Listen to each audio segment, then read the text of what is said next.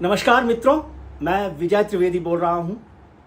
देश में पाकिस्तान के खिलाफ भारत सरकार ने ऑपरेशन सिंदूर को जारी रखने का ऐलान किया है। सरकार ने कहा है कि ऑपरेशन सिंदूर जारी रहेगा। ऑपरेशन सिंदूर को लेकर जो हमला हुआ है, जो अटैक हुए हैं पाकिस्तान के आतंकवादी अड्डों पर, उसकी खबर तो सबको है, लेकिन ऑपरेशन सिंदूर क्यों किया गया, क्यों इसकी शुरुआत की गई और क्यों इसका नाम दिया गया, ये भी एक महत्वपूर्ण मुद्दा है। आपको याद होगा कि जब ये घटना हुई कश्मीर के पहलगाम में, तो वहाँ पर आतंकवादियों ने 25 पुरुषों को नाम पूछकर, यानी धर्म की पहचान करके मारा, और सभी के सब मारे जाने वाले मर्द थे।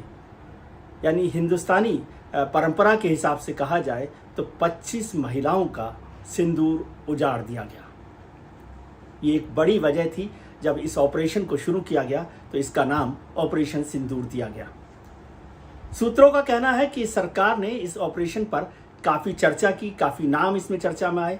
खास तौर से 5 नामों को एक फाइनल करने के सूची में रखा गया, अंतिम सूची में रखा गया। उसमें एक नाम था ऑपरेशन मंगलसूत्र और दूसरा महत्वपूर्ण नाम था ऑपरेशन सिंदूर, जिसे प्रधानमंत्री नरेंद्र मोदी ने फाइनल किया, अंतिम रूप से स्वीकृति दी। उसकी एक बड़ी वजह ये बताई गई कि जो पहलगाम में 25 लोग मारे गए, उसमें हमारे एक नेवी के ऑफिसर भी थे, विनय नरवाल। उनकी जो हत्या हुई, उनकी पत्नी को ध्यान में रखते हुए वो उसी समय हनीमून पर गए थे। शादी से 4 दिन पहले की ये बात है, जब वो शादी में गए थे। शादी के बाद वहाँ पहुँचे थे, 1 हफ्ते पहले उनकी शादी हुई थी। तो उनको ध्यान में रखते हुए ऑपरेशन सिंदूर नाम दिया गया।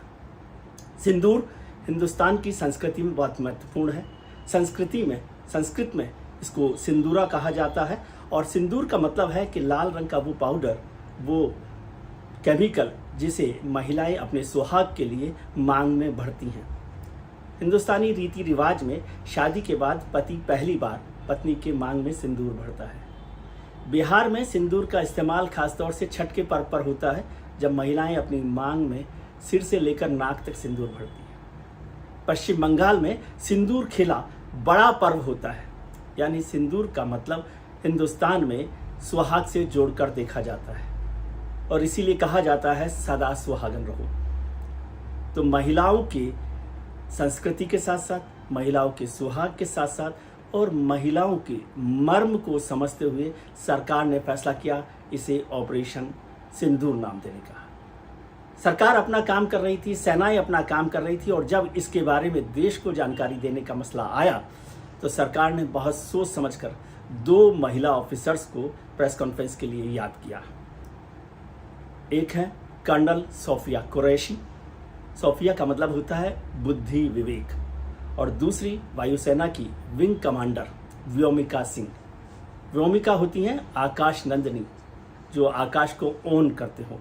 उन दोनों को चुना गया। उसकी 2 बड़ी वजह, एक तो पहलगाम की घटना को धर्म की पहचान के तौर पर देखा गया था, और दूसरा महिलाओं को लेकर देखा गया था। इससे पहले याद हो आपको 2 ऑपरेशंस हुए थे। 2016 में ऑपरेशन एक हुआ था सर्जिकल स्ट्राइक उरी के खिलाफ, उरी की जो घटना हुई थी उसके बाद। उसमें उस समय जब प्रेस कॉन्फ्रेंस के लिए याद किया गया तो वो थे डीजी मिलिट्री ऑपरेशंस।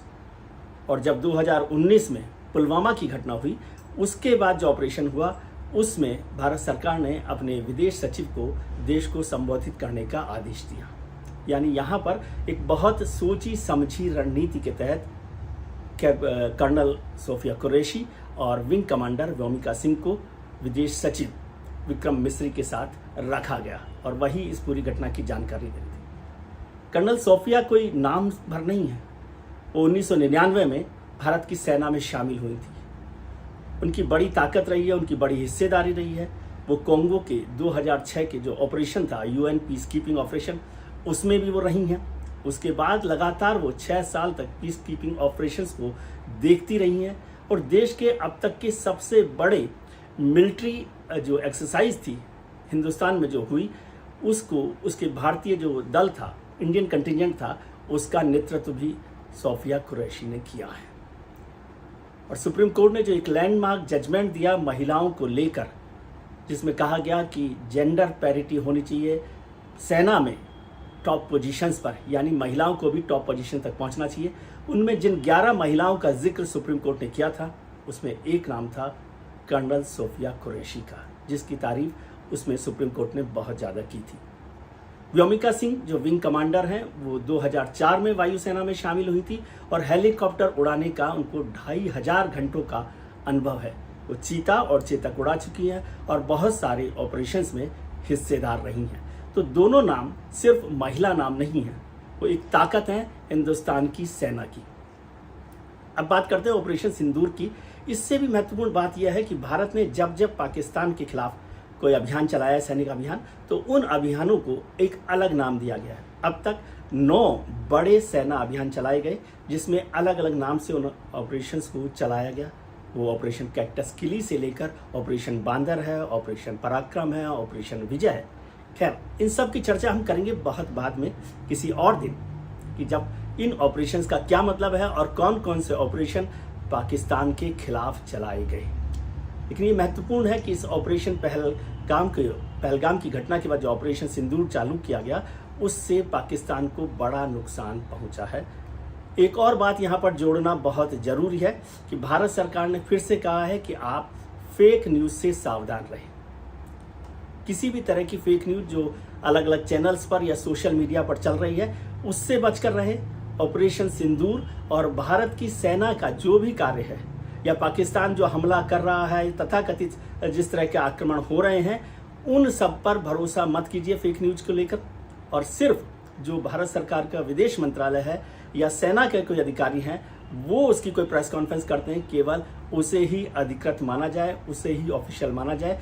इसके अलावा किसी भी खबर को अधिकृत नहीं माना जाए, क्योंकि बहुत सारे चैनल्स फेक न्यूज चला रहे हैं, चाहे वो पाकिस्तान को लेकर हो, हिंदुस्तान को लेकर हो। अब ऑपरेशन सिंदूर में एक बात और जोड़ देता हूं। ऑपरेशन सिंदूर के दौरान एक बड़ा आतंकवादी पाकिस्तान में मारा गया। उसका नाम है अब्दुल रऊफ। अब्दुल रऊफ कौन है? अब्दुल रऊफ को याद करना चाहिए 1999 माफ़ कीजिएगा, 1999 में जब ऑपरेशन इसका जब कांधार का जब अपहरण हुआ था, जिसे हमने कांधार अपहरण कहा गया था, हालांकि वो नेपाल की काठमांडू में हुआ था। IC-814 भारतीय एयरलाइंस का जो विमान था, उसे अपहृत कर लिया गया था और उसे कांधार ले जाया गया था। उसका जो मास्टरमाइंड था, वो था अब्दुल रऊफ अजहर, जो मसूद अजहर का छोटा भाई है। उस पूरे प्रकरण में मसूद अजहर की रिहाई की थी भारत सरकार ने और अब्दुल रऊफ उसका मास्टरमाइंड था। उसे बाद में अमेरिका ने ग्लोबल टेररिस्ट घोषित किया था। वो बहुत लंबे समय से पाकिस्तान में था।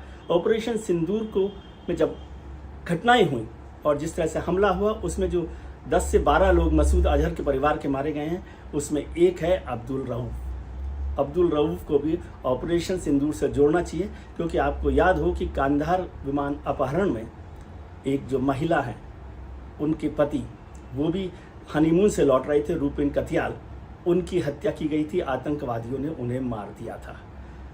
तो उस सिंदूर को उजड़ने का भी बदला इस ऑपरेशन सिंदूर में ले लिया गया है। ऑपरेशन सिंदूर न केवल सुहाग का मसला है हिंदुस्तान के सम्मान का, और भारत की सेना उसके लिए ताकतवर तरीके से, दमदार तरीके से पाकिस्तान को उसे जवाब दे रही है। और पाकिस्तान को फिर से समझना होगा कि वो आतंकवाद को बढ़ावा नहीं दे सकता, आतंकवादियों को पनाह नहीं दे सकता। लेकिन हमारी ज़रूरत है कि हम भारत की सेना पर भरोसा करें, उसके साथ खड़े हों और फेक न्यूज़ पर, एक बार फिर से मैं कह रहा हूँ, फेक न्यूज़ पर भरोसा मत कीजिए। हिंदुस्तान की सेना पर भरोसा कीजिए, हिंदुस्तान की सरकार पर भरोसा कीजिए। इस पर हम लगातार चर्चा करते रहेंगे। आज के लिए इतना ही, शुक्रिया। अगर आपको ये वीडियो पसंद आता है तो इसे शेयर कीजिए, लाइक कीजिए, सब्सक्राइब कीजिए और अपना ख्याल रखिए और उनका ख्याल रखिए जो आपका ख्याल रखते हैं।